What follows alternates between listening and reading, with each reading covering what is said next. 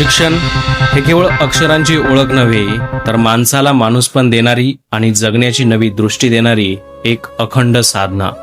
एका पिढीकडून दुसऱ्या पिढीकडे ज्ञानाची मशाल सोपवण्याचं सामर्थ्य फक्त आणि फक्त शिक्षणात असतं. गाव बदलतंय, तंत्रज्ञानामुळे आज संपूर्ण जग जवळ आलंय, पण ज्या खेड्यापाड्यात देशाचं भविष्य घडतं, तिथल्या शिक्षणाचा पाया जिथे रचला जातो त्या आपल्या जिल्हा परिषद प्राथमिक शाळा गोडसेवाडीचं आज काय वास्तव आहे. एकेकाळी शिक्षणाचं हे मंदिर उपेक्षेच्या अंधारात चाचपडत होतं. सरकारी शाळा म्हटलं की केवळ औपचारिकता असाच एक समज झाला होता. कमी होत चाललेली पटसंख्या, साधनांची प्रचंड वानवा आणि गावातील अनास्था यामुळे एका पिढीचं स्वप्न या वर्गखोल्यांच्या भिंतीआड दबून जात होती. पण अंधार कितीही दाट असला तरी जिद्दीच्या एका ठिणगीने परिस्थिती बदलता येते.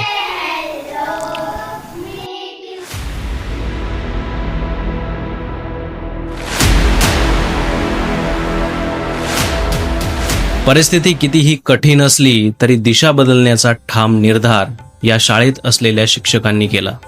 सुरुवातीला गावकऱ्यांकडून फारसा प्रतिसाद मिळाला नाही. अपेक्षा कमी होत्या, पण शिक्षकांनी कधीही परिस्थितीला दोष दिला नाही. जिथे व्यवस्थेने मर्यादा दाखवल्या तिथे शिक्षकांच्या निष्ठेने नव्या युगाची सुरुवात झाली. त्यांनी या शाळेला केवळ 4 भिंतींची वर्गखोली न ठेवता विद्यार्थ्यांच्या हक्कांचं दुसरं घर बनवलं. शिक्षकांच्या अखंड कष्टामुळे गोडसेवाडी शाळेचा चेहरामोहरा हळूहळू बदलू लागला.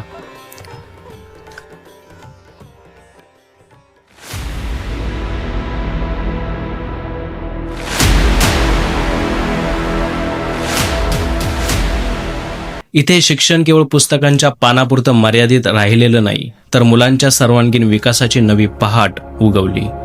सकाळच्या कोवळ्या उन्हात होणारा नियमित योगाभ्यास आणि प्राणायाम मुलांमध्ये एकाग्रता, शिस्त आणि सकारात्मक ऊर्जा निर्माण करतो.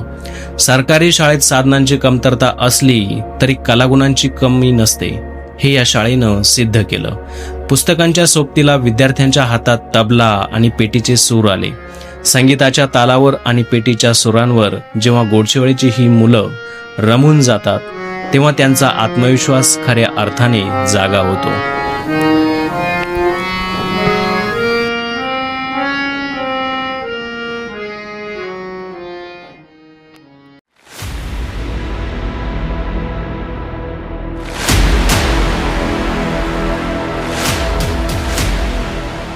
इतिहास केवळ पुस्तकात वाचायचा नसतो, तो डोळ्यांनी पाहायचा आणि अनुभवायचा असतो.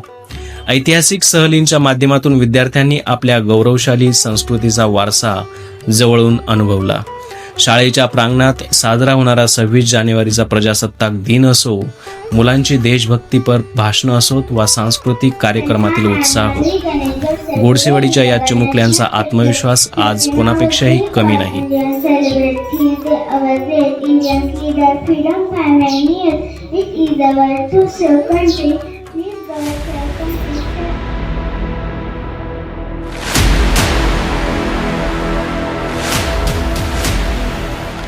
अभ्यास आणि शिस्तीसोबत या शाळेत जपली जाते ती एक अतूट मायेची नाळ. प्रत्येक विद्यार्थ्याचा वाढदिवस वर्गात एकत्र येऊन मोठ्या आपुलकीने साजरा केला जातो. शिक्षकांनी दिलेल्या या प्रेमामुळे प्रत्येक मूल इथे स्वतःला सुरक्षित आणि खास समजतं. ही शाळा आता फक्त ज्ञानमंदिर राहिलेली नाही, तर ते एक प्रेमळ कुटुंब बनली आहे.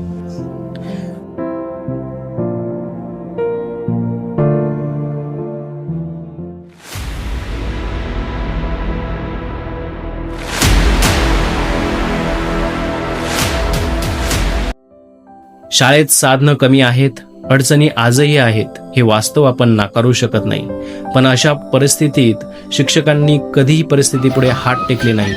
त्यांनी मुलांना अभ्यासासोबत संगीत शिकवलं, योगाची सवय लावली आणि शाळेविषयी गोडी निर्माण केली. शिक्षकांनी त्यांची भूमिका प्रामाणिकपणे निभावली आहे. आता पुढचं पाऊल गावाचं आहे. शाळा फक्त सरकारची किंवा शिक्षकांची नसते, ती आपल्या संपूर्ण गावाचा एक भाग असते. कुठे काही उणीव असेल तर त्यावर नुसती चर्चा न करता ती कशी सुधारता येईल यावर आपण एकत्र येऊन विचार करायला हवा. शिक्षकांच्या या चांगल्या प्रयत्नांना गावाची छोटीशी साथ मिळाली तर इथल्या मुलांचं शिक्षण आणखी दर्जेदार होऊ शकतं. चला आपण सगळे मिळून या शाळेच्या पाठीशी उभे राहूया.